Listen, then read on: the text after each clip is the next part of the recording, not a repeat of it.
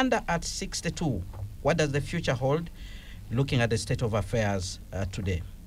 Well, today we commemorated 62 years since the British colonialists handed over matters governance to Ugandans.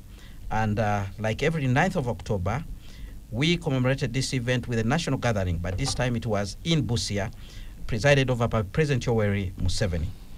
The theme, Independence Day, a recommitment to secure and fortify our destiny. Well, our longest-serving president since independence, the last 62 years, President Yoweri Museveni, has urged the public to embrace government programs to get out of poverty, but to also create jobs. He actually says that government alone cannot create jobs, so the private sector must take the lead. He also talked about the issue of poverty out household and said if the government has worked on infrastructure and other key enablers, it's important as a household to work tirelessly towards addressing poverty levels. He also said government alone cannot create jobs. He stressed that the country has fully recovered and that the economy is on track to grow tenfold over the next decade. He said this is happening already without us even touching resources from the oil. He says when that oil comes, things will completely be different, including introduction of the standard gauge railway and also the full revamping of the meter gauge railway. He says funds will be directed in that direction. It will be directed in those particular projects to achieve that said target. Now, a section of opposition leaders in this country have actually said today that Uganda needs to be liberated from its black colonial masters. I have a team of 3 in studio to discuss this situation that we are in and also tell us what does the future hold looking at the kind of situation we are in. Let me introduce Dr. Peter Babyenda, lecturer at the School of Economics, Makerere University. Good evening, Dr. Babyenda. Thank you very much for joining us. Thank you for hosting me and good evening, Lisa. Also in studio, Mr. Isaac Kayonde, economist, political commentator, and member of the NRM party. Good evening, sir. Thank you very much for joining us. Thank you for the invite. Good evening, viewers. Mr. Henry Kasacha, executive director, Dialogue and Democracy Training Center. Good evening, sir. Thank you very much for joining us. Thank you very much, and good evening, our listeners. I'm happy to be here. And dear listeners, join this discussion by sharing with us on the WhatsApp line 0703 090 090. Now, let's begin with an overview, and I'll begin with you, Mr. Kasacha. 9th October, Independence Day, 62 years. President Yoweri Museveni spoke the state of the affairs in the country. You see them, you follow issues to do with governance. Give us your overview. 62 years later, what does the future hold? Thank you very much, Kenneth. 62 years of independence has been part of the broad African struggle. I think that we got independence in 1962 and we thought the colonial masters had gone. They gave us the flags and they maintained the controls via remote control. So part of the problem of Africa has been that for the most of the 62 years, our leaders have been serving different masters. And that is why we continue looking at them, and those in opposition will say these are black colonialists. When the leaders in Africa begin responding to Western positions and policies, which positions and policies are informed by Western interests, the struggle continues in terms of liberating Africa. And secondly is that the economic transformation that we may be dreaming about will have to come through those lenses of the global forces that demand and command how we move in terms of the economy.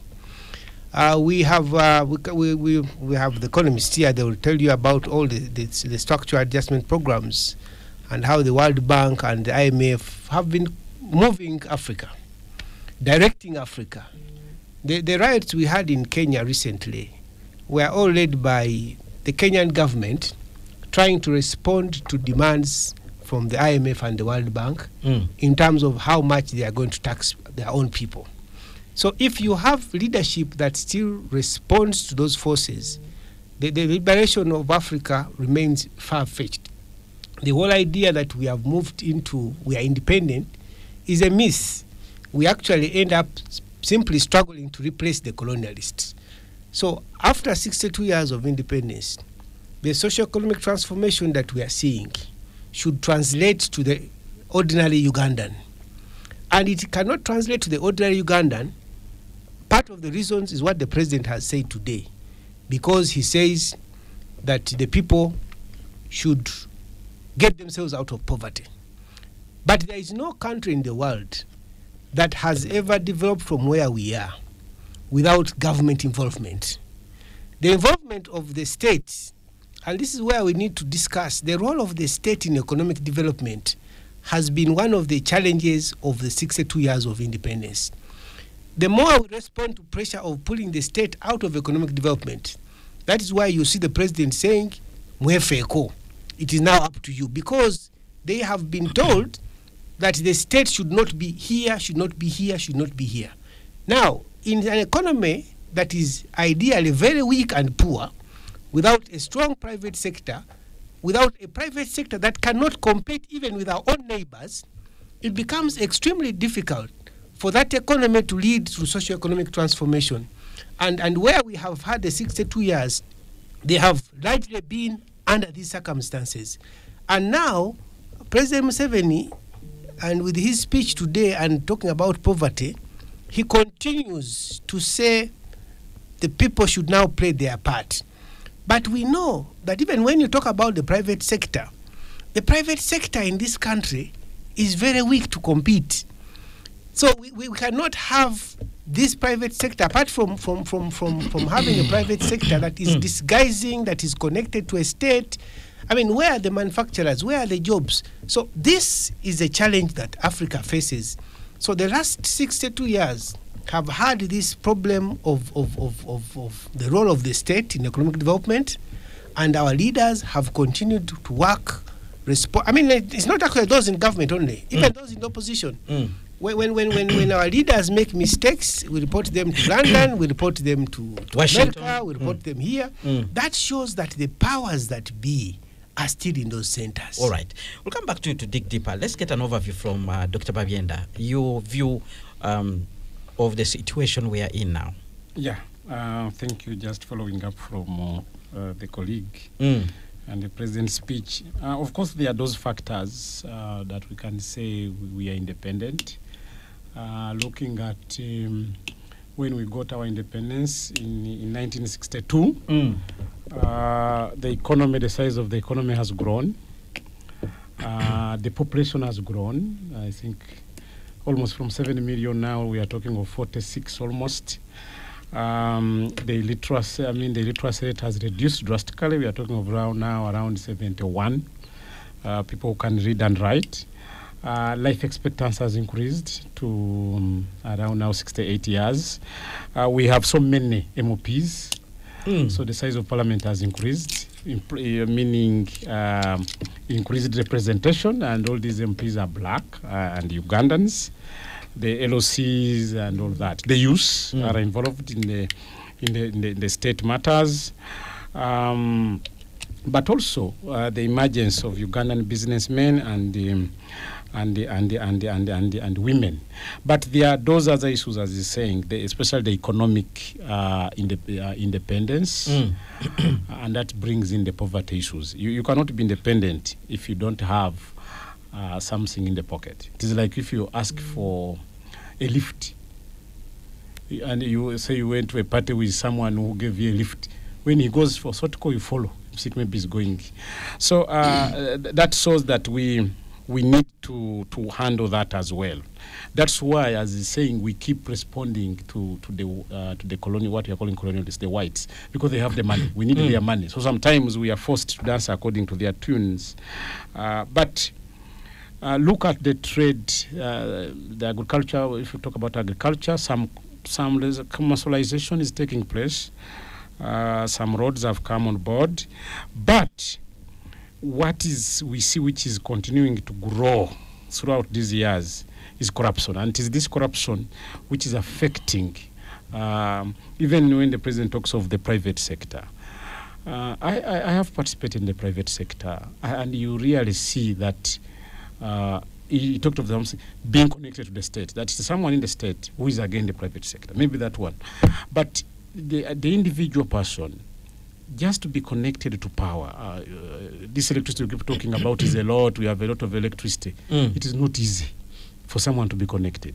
Now, even after being connected, the cost of power, and then you have a number of other agencies coming on board. Someone has started today. The person has not been helped. And this brings me to those programs the president is talking about. Most of these programs are supply-led. In economics, I talk about supply. That you bring money, you say, we have money for Myoga here, make a group of 10, come for the money. As opposed to demand. Demand is like when you go to the bank. You have an idea, you want to finance this idea, you go to the bank for money. Bankable project. Bankable projects. Now, demand-driven projects are likely to succeed more than supply. And also the timing when we usually get these projects. Usually sometimes during political, so people look at it as maybe a thank you or some kind of incentive to vote. So we need to work on some of these loopholes. The governance, you are still telling me to make an overview. The governance, especially in terms of efficiency, our governance is still lacking. When you look at the indicators of governance, we are not doing well. It was doing well immediately after independence. During Obote 1, there the governance, even when then it later on collapsed during Amin and the rest, when the President Museveni took over power, governance improved. Those years. The first 10 years, the first I hear 10 people years, say. The economy grew. There was a lot of consensus in the country, but now we see some emergence of governance loopholes. Those things we talk of high bureaucracy levels. As I told you, your private sector, you want to start a business, and then you have to take 6 months to start. Someone here hasn't approved this one. You want to be connected, you can't be connected to power. And yet you are saying we have excess power. So we need to handle some of these issues. All right. That's when money will flow to the people. All right, let's hear from Mr. Kayonde. Your overview. Yes, thank you very much. Just to add on to what the previous speakers have said, there is independence. Yes, we have achieved independence in the sense of the definition of it. It was not unique to Uganda. It was something that happened for all of Africa. Different countries got independence around that time. Ours was in the 60s. The Caribbeans, it was in the 70s. So in the definition of the word, yes, indeed, we got independence. We have. For me, looking at the country at large, there are mainly 3 things: social, economic, and political. We got independence socially. We got independence politically. Political in the sense that we are governing ourselves. The presidents are Ugandan. The local leaders are Ugandan. But where the biggest issue is the economic independence. Whether we achieved it, that's another thing. Idi Amin tried to do a good thing, and he did it badly, and it ended badly for him with the Western world. Robert Mugabe did the same thing, and it ended badly for him. It didn't actually. He simply died. No. Robert Mugabe was the sanctions, maybe. I'm talking about the sanctions because he what brought the economy to its knees in 2000 was land reform, where he took back the land from the big farms from the white settlers. But at independence in 1980, he had signed in the Lancaster Agreement that there will be compensation for that land by the UK, and he kept reminding them over the years until he reached I think 2000, where his popularity was low. He introduced it. We are seeing it in South Africa, where the new EFF has come to saying land, we take back the land without appropriation. So, but and the white settlers are really against the EFF and what they're fighting for. So economically, you cannot look at it as a Ugandan problem. It's generally an African problem, and those countries in the Western Africa, the Sahel, Mali and whatever, are trying to fight back fight back from that to break the chains of those colonial issues. So largely, really, I believe that we are independent in certain aspects. Economically, we are not, but that's not unique to Uganda. And the fight to be economically independent cannot be an affair of Uganda as in itself. All right. We cannot fight. All right, now, so let's break this discussion in two: governance and the economy. I think we begin with the governance aspect, and I will take a lead with you, Mr. Kasacha, since you're the expert in this particular area. What do we need to do? What do you think is the problem? Because you painted a picture that it's not all rosy. Well, we have had somebody in power who will be making 40 years, steady, and he says he has introduced democracy. Actually, surprisingly today, he didn't say a lot about governance issues. Why do you think that's the case? Well, I think that the challenge now is that Uganda has recovered from where we were. Politically? Politically. And it has to begin growing. You know, democracy doesn't grow through legislation. It grows through practice. You have the laws. We didn't have the laws. We went into the process of making the constitution in 1994. Because fundamentally the problems of Africa, of Uganda, was the constitutional framework. We agreed as a country, we went into making a constitution.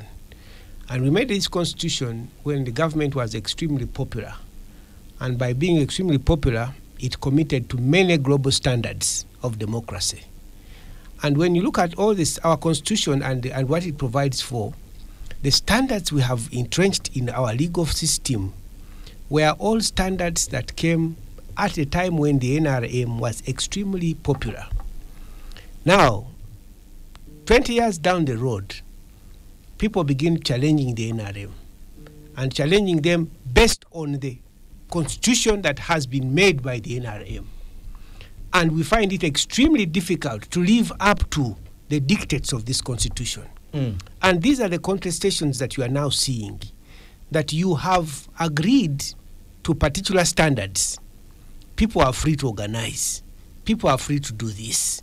People have a right to speak. There is this. We have access to information. We have representatives. We have this. Now, the moment people begin using or trying to evoke these rights, you begin curbing down on them. Now, what is not provided for in the Constitution, and which we are seeing, is that we want to have a piecemeal, a gradual kind of enjoyment of rights, where people are now reserving the right to decide on what amounts to a free assembly. People now have a right to decide on who should organize and who should not organize. So now that has been our biggest challenge, that the recovery process was to have a constitution, which we began amending. And rule of law and constitutionalism. Rule of law and constitutionalism. And we amended provisions that were inserted in this constitution, having looked at the history of this country. And then we realized that one of the problems we had is that the colonial masters left a very strong presidency. And when they left a very strong presidency, the person who occupies the office of the presidency has a lot of power, which if they use to the good of this country can move very far. But chances are that sometimes you get somebody who is not going to use it for the good of this country. And here we shall have problems. So we created a very strong presidency, which presidency, and this when you talk about a strong presidency, you look at the powers, even just of appointments. The president in this country appoints almost everybody. So when you look at the appointments, he begins appointing, and chances are that people will begin compromising on the institutional performance because of that allegiance. Now, from the framers of the Constitution, the idea was that if this man can be around for 2 terms, chances are that he will leave, somebody else will come, and perhaps he will destabilize the setup. And then you can have another formation. And even if somebody comes after a given age, he will come in at that point. Now, we remove those safeguards. Now, people begin working to entrench themselves. You have a state fusing with a political party. you have people fusing themselves with the state. Such that when you talk about an institution, you say you want to talk about reforming the presidency, people think you're talking about President Museveni. If you're talking about the judiciary, people talk. So that fusion has now made our democracy stand. Okay. And this is where we have the biggest contestations. That in terms of the institutional framework that we have, I mean, we have talked about the MPs. Yes, we have 500 MPs, but is there effective representation? What is the ratio in terms of an MP from Bujiri who represents 4,000 people compared to an MP in Kampala who's representing 700,000 people? So what is the ratio of representation? Okay. And is this parliament expanding to represent, or is it expanding to extend patronage? And this goes on to the district's creations and what have you. All right. Mr. Kayonde, what would be your take on the issues governance, where we are? Issues governance. I think for me, it's since we are talking independence, our issues started way back then. And the West has the what you'd call neocolonialism brought this thing called democracy, but forgot to tell the African what this democracy entailed. You know, democracy, I'll give you an example around the region. At independence, we never fought for our independence. We never had we did fight for it with 1959. We never had a civil war. We never had a war. Civil war, something like that. The Kenyans with the Mau Mau and the Tanzanians and all. Outright bloodshed. And one of the fundamentals around that time coming into independence, Julius Nyerere, a man I really admire. Anybody should go up and look up his history. It's incredible. In 1959, went to the UK, and they were preparing for independence. And the British reporter asked him, "Are you going to allow multi-party politics?" He asked the reporter, "We are getting independence. Which African knows how to govern a country? Tell me one who knows. We have all been civil servants and everything. Nobody has gone down to politics." So he said, "Look, why do you imagine that we cannot have democracy with a single party?" So for him, his idea was that we cannot divide ourselves before we understand how to govern ourselves. And that's why they never formed any political party. I mean, they formed the TANU at the time, and then later it transformed to CCM. That same thing happened in Kenya. Kenya was a one-party state until 1992, right? Over 50 years, they were just one party. Then came Uganda. Uganda, we started with DP and UPC. We had an election in 1959, divided along those sectarian Protestant, Protestant and Catholic connotations from both parties. You had the Kabaka Yeka. So, from the word go, we were contesting power, and that is what led to our issues. Many of the things that today are attributed, people forget that we had, I think, 7 presidents before President Museveni. People think President Museveni was a participant in many ways, but certainly he was not the president for the first 20 plus years that this country existed after independence. No? So you find that people who are talking about Museveni's longevity in power and bad governance do not, because anyway the population is really very young. All right. But we had a time in this country where governance was really so bad that we couldn't hold a president for even a month. All right. Yeah. We need to go for a break. When we return, I'll ask you a question so that you can conclude your submission there before we go for the views of Dr. Peter Babyenda. But dear listener, keep tuned to Radio 1 FM 90 and send in your comments or using the WhatsApp line 0703 090 090. Spectrum continues after this break. All right, thank you so much for staying with us on Spectrum, live on Radio 1 FM 90. My name is Kenneth Lukwagandason, your host. My guest this evening includes Dr. Babyenda, who is a a lecturer at Makerere University. We have Mr. Henry Kasacha, who is from the Dialogue and Democracy Training Center, and Mr. Isaac Kayonde, who is an economist and also a political pundit. And we are looking at Uganda at 62. What does the future hold? What does the future hold? Looking at the state of affairs today. Before going for a break, Mr. Kayonde, you made some interesting revelations. People are blaming President Yoweri Museveni for longevity, having stayed so long in power. He'll be making 40 years, forgetting that there were people who were almost in the same, who were leaders and probably mishandled the foundation of this country. But one would say, based on the presentation or the arguments made by Mr. Kasacha, that to whom much is given, more is expected. If you do the balance sheet, people would say 40 years, he should have done better. Yeah, absolutely. I think one of the that's why I said if you're looking at President Museveni's term in office without looking at the previous terms, then you miss the point about whether his governance has been good or bad. What I'm trying to say is that, look, we had those 20-something years from 1962 to 86 is how many years?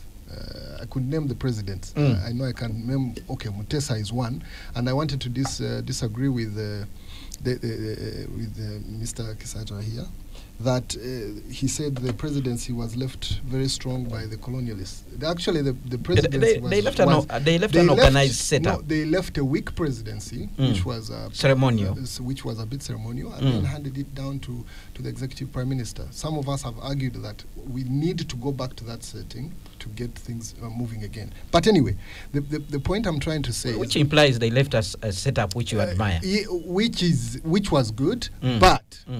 Like I said, they left us democracy and took away the tools that run democracy.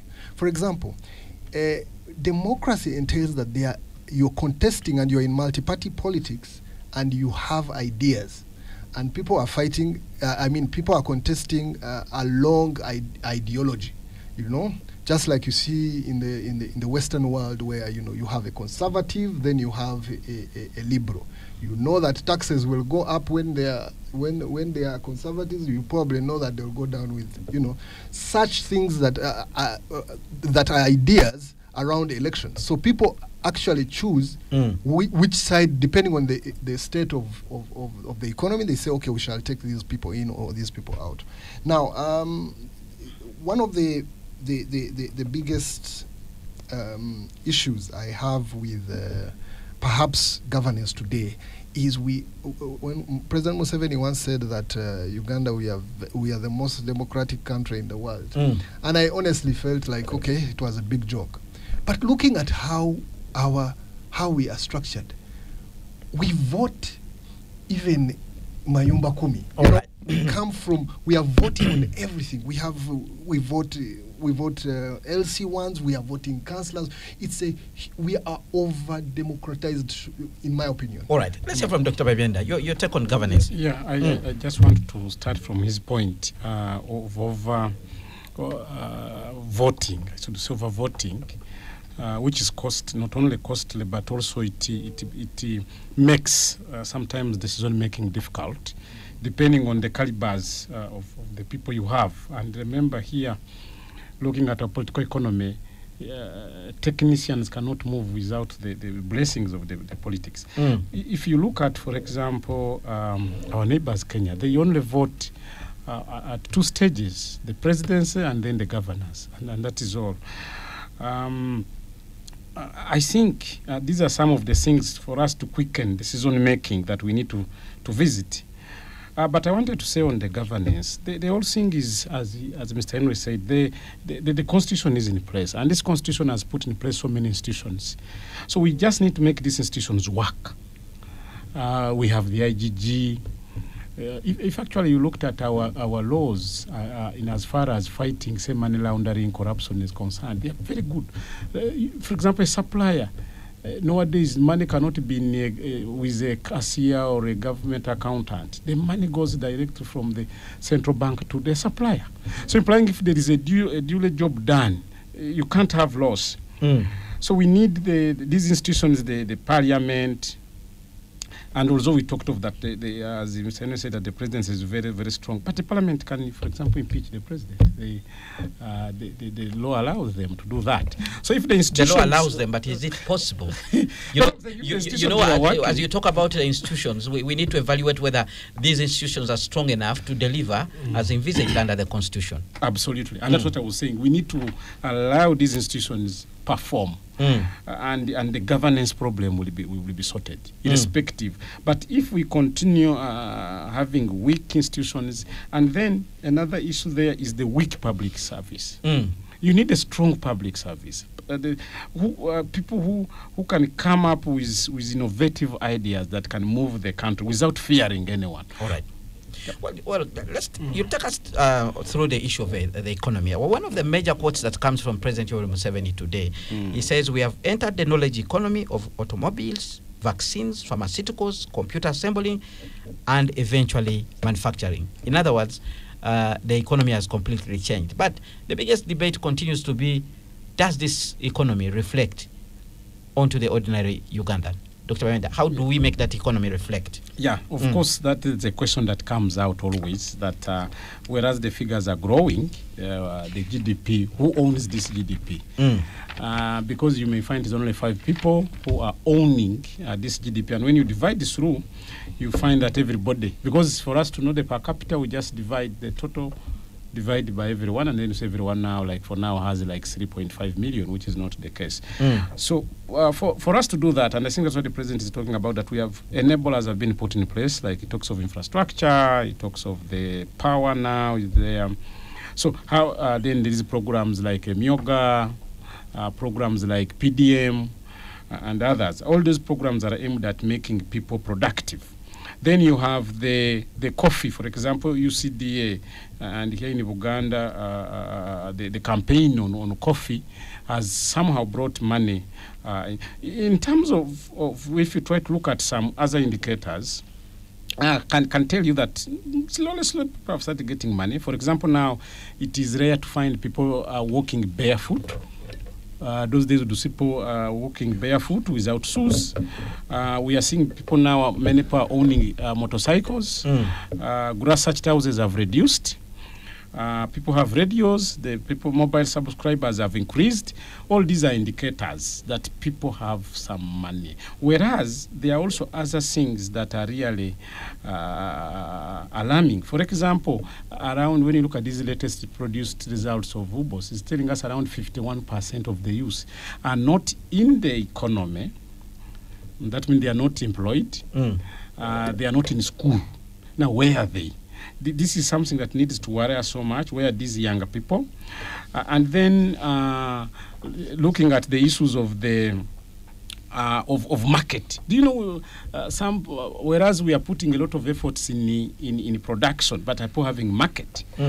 Then these factors we are talking about, how much people paid vis-a-vis the cost.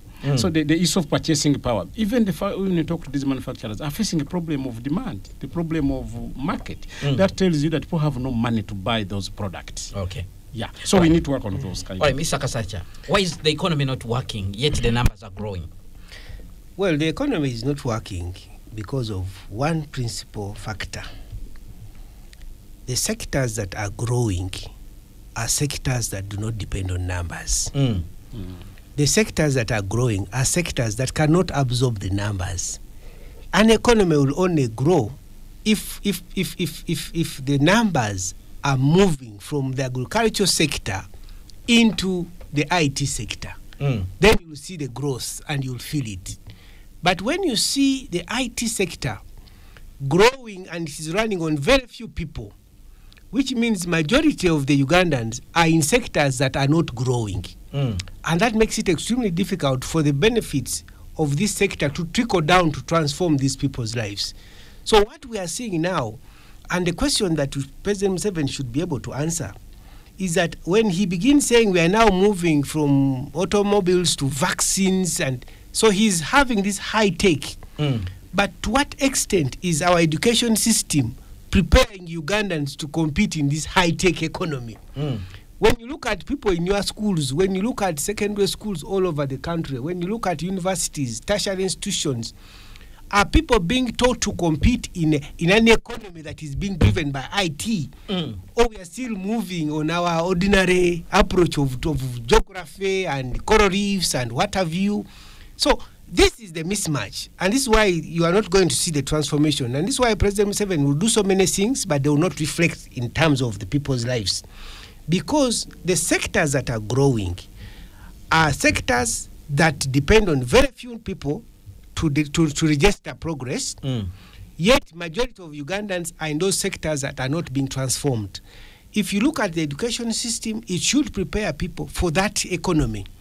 We should be having engineers, we should be having people innovating things. You cannot be moving to make vaccines when people are still using basic carpentry in all these technical and tertiary institutions. So that is the biggest mismatch between where he sees the growth, and actually the growth we are seeing can be generated by very few people. That is why we only need a handful of rich men to say the economy is growing. And there have been reports that have showed that inequality is increasing. It's increasing because majority of the people are not into these sectors. When you go IT, when you go high tech, you require people who are compliant with high tech. Everything is going to be high tech. But majority today, even paying taxes, people cannot use apps. People are still getting into the formal economy by digitalizing transactions. It's also a very difficult thing. But you find that even today, ideally, if we are moving into this high tech and digitalizing transactions, people should be able to pay for their border using their mobile money. People should be able to pay for a taxi using their mobile money. But because our people, our mentality, our mindset is still peasantry, we cannot be able to absorb the benefits that come from this high tech. So at the end of the day, this high tech is actually milking and taking out too much from Uganda, other than trying to have it fused down. So I think that all this will depend on the broader government policy framework, that government should have a holistic approach to transformation. All right. What they do in the education sector should relate to what they are aspiring for. But these two cannot connect themselves from space. There must be deliberate approach on part of government. Mr. Kayonde, your take on the economy. Well, for me, again, like I said, you are happy. I'm very happy. Very happy because, you see, people who, I think those who read the Bible, there's a verse, I need to get it off the phone, where the man who compares himself by himself with himself is a fool. So for me, I have to look at the context of where we are vis-a-vis our environment, in terms of our neighbors or in terms of where we were, you know. Our economy has tremendously grown. And for me, the small little indicators, you know, people don't want to hear the GDP and everything, and I will not go there. But if you're looking at the small things, let's look at Uganda Manufacturers Association. Uganda Manufacturers Association was set up around 1989, around there, by the patron was Mulwana. And when they were starting, where Lugogo is today, there were, I think, 100 or so, manufacturers who were making. Today, I think it was last week or early this week when the trade show was happening. It has been on the number, even yes, this week. This week. The numbers had grown of Uganda Manufacturers Association had grown to about from 100 and something to about I think it was 2,000 or thereabout. I need to get my facts right, slightly over. That you see, that is a tremendous growth in terms of manufacturing. That's over 10 times what it used to be. Now, you can argue that, yes, we needed to grow much faster, or we needed to, our economy has the potential to be something much bigger if we cut down on things like corruption and all. But as far as economic transformation has happened, and you have from one... This gentleman has just said it has happened, but within the few. You see, this is it's not reflecting to the general population. Let me just slot in this. Very quickly. You know, if you set up to travel from Kampala to Nairobi by road, and after 2 weeks you are in Uganda, and people tell you we are not moving to Nairobi, and then you tell them, but don't you see the signpost? We are now in Uganda. Yeah. We are in Kampala. Then clearly, that person is ignorant of the fact of where we have that from Kampala to Uganda in 2 weeks. There's a man who every opposition person quotes, and then they talk about Malaysia and everything. Lee Kuan Yew. Yeah, Lee Kuan Yew in 1989 was giving a speech, and he said, look, he was giving a background of where they came from, Singapore, and he said, look, us, we were able to do what we did coming out of Malaysia. But look at a country like Uganda. This was in 1989, saying this country here is, I pity the president of that country. And that was Uganda. That was Uganda. You know, he was talking about where, if we needed to grow to Singapore, it was nearly impossible. He actually said, so what do you think if Lee Kuan Yew came back today and looked at Uganda? He would be happy because he thought it was going to be a basket case. All right, let's get the comments coming in from the listeners. Very quick one coming in from Samuel in Tinda. It's shameful to spend and steal billions celebrating nothing called independence on paper. No financial freedom, uncertain political future, still among the poorest countries despite all sorts of advantages. We can only compare ourselves with Burundi, South Sudan, and all other failed states, and forcing ourselves to sit in the middle income status because we have lots of borrowed money, increasing our GDP per capita on paper. That's Samuel in Itinda. The biggest problem in our country are people who crammed very many books and passed cramming very well because they have nothing in their brains. You find a so-called education giving money to a totally poor a so-called educated giving money to a totally poor person, and you expect them to develop a country. That's a comment from Ariko. Then we have another comment. African countries should stop celebrating Independence Days because we are more dependent and oppressed by the African leaders than the colonial leaders. Patrice Lumumba said that political independence has no meaning if it is not accompanied by rapid economic and social independence. That's a comment coming in from Dembe Dumba, who is listening in from Bokoto. Kenneth, as you examine the topic for today, why are we always talking of the Western colonialists only? How about Eastern colonialists like China, other Eastern power blocks playing a very critical role in the current economic and technological colonialism? Good evening, Spectrum. We have a comment from Kahuka, who is listening in from Mukono. Says, I don't understand the difference between celebrating and commemorating independence. I also don't understand why IMF and others keep giving us loans when we can't spend what we have already approved and attracting interest. Added to this is why the fight for corruption cannot also capture those who sit on loan money, which the Auditor General said is over 15 trillion, not disbursed, but attracting interest. The government's role in development is crucial, primarily as a regulator or moderator. However, for an extended period, especially since 1980s, we have witnessed continuous attempts to interfere with economic systems, which have consistently failed. Initiatives like PIP, Intandikwa, Bonaba Gagawale, and NADS, among others, have been launched with little regard for the lesson learned from the previous efforts. Now we have the parish development model, following the same approach and yielding similar results. While these programs are not entirely useless, they should be limited to communities in critical need such as post-war or similar areas. It's not a surprise that people in Bushenyi rejected PDM. It is becoming evident that government has overstepped its role and some individuals are benefiting from the resulting disorder. That's a comment from Musinguzi, who is listening in from Kira Municipality. Good evening, Anderson. Thanks for the hosting those fine brains. And he says we need to discuss issues that will shape Uganda. That's a comment coming from Jabazaire John, who is listening again from Fort Portal. Then we have another comment here from Gerard Okware, who says we are not celebrating a passage of time rather than meaningful independence. We are still entangled in economic slavery, politically wandering from one system to another, academically deficient and left with only good English, culturally in a limbo with many of us unable to speak our languages, and leaders who are morally bankrupt. Public physical infrastructure is sickening. Corruption is now a normal practice. The judiciary is a shame. Parliament is a big joke.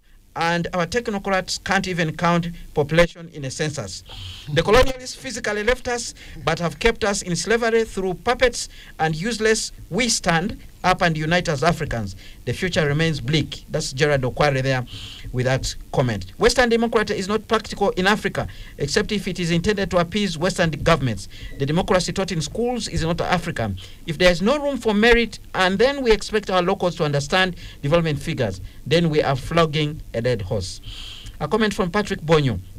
I think the public are overrepresented with leaders which renders decision-making problematic because you have to consult everyone who has no idea of the project or the development. We should elect president, MPs, LOC5, and then the rest should be technocrats running the administration. Another comment, I'm very disappointed hearing President Museveni calling late Idi Amin Dada ignorant. Ignorant Amin built Uganda embassies across the globe, including one in New York, which got sold off by claiming to be by the current government. Well, I don't remember our New York embassy being sold off. The ignorant Amin built all army and police barracks across the country. The ignorant Idi Amin built many district hospitals across the country. The ignorant Idi Amin built Uganda House in all developed countries. That's Alan Shaka Orlando. Then we have another comment. Good evening, Spectrum. This idle talk by government officials to measuring development by iron sheets is surely wrong. People are holding power. The population has to put pressure on the land. That's the comments that we're getting in from the listeners. Very quickly, let's actually, we have another comment here coming from Ben Kahunga, who says, at Golden Independence Jubilee 12 years ago, not a single indigenous Ugandan company was celebrating 50 years of independence. One pundit argues themes and celebrations should focus more on economic independence, with company floats consulting the parade. That's his comment there. Well, those are some of the comments are coming in. Let's wrap up this discussion. I'll begin with you, Dr. Babyenda. Yeah, thank you, and thank you, the listeners, for those rejoined us. As I said, that if we are to move forward and achieve the desired growth we are talking about, we need to ensure the institutions we have work. We need to ensure everybody is in production.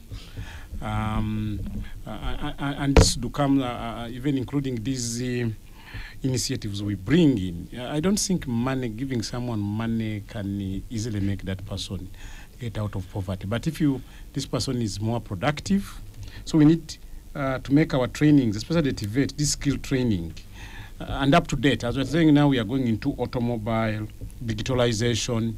Of recent, we had moved into MomoPay, for example, paying everything using our mobile money and the rest. Then they introduced a tax. If you buy fuel, then and some of these digital initiatives go an extra mile of fighting corruption, and that's why some countries are trying to encourage e-cars, because any money that passes through the financial system can easily be at rest. So we need to ensure that, and these things are coming at the right time, that we are developing the National Development Plan 4. So we need to capture these things so that we move forward. All right. Let's hear from you, Mr. Kayonde. Well, for me, I think talking about independence, we have made great strides. Like I said again, economically, we may not be there, but we are doing a good job. And I said we need to compare ourselves, not by just ourselves, but the measures that are universal. We can't be saying, like, for example, I know for sure you may not believe me, but Uganda is the 13th largest economy in Africa. 13th largest. I was trying to respond to one of the commentators, I mean the listeners, who said that we compare ourselves to, we are very poor, and we are, but being the 13th largest economy in a continent which has 54, it's not a bad position based on where we were. 5 years ago we were maybe 15th or 16th, but now today we are 13th. But that said, we are going to we need to look at our governance. All right. And the cost of power retention has become rather very high. All right. Very quickly, Mr. Kasacha, you'll have the final say. Number one is that Uganda has moved, and you cannot compare Uganda to countries like Burundi. If you are to compare Uganda, if it is boxing, there is middleweight, there is lightweight and heavyweight. So you cannot get Uganda in middleweight and then compare it to Burundi in lightweight. Number two, we need to look at the effectiveness of these government programs. The intentions are good, and the intentions are welcome, and we support the intentions and the energy that President Museveni speaks when he's talking about these new interventions. But the effectiveness and how these programs are working is something that appears, the NRM has continued working in this Chiekera way of just when you want to start, you start. We shall get the policy after we have started. Okay. I think we have moved. Lastly is that elections, the NRM ideologically was a people's struggle. All right. And because of that, even the areas they captured in Luwero, they began establishing LCs to involve the people. When we were moving into the Constitutional Assembly, they removed qualifications, even at Gombroras, to ensure that these qualifications would eliminate the rural people. So in terms of electing people, and in terms of governing structures, I think those who think that we could only elect at the top will be going against the fundamental ideological position of the NRM.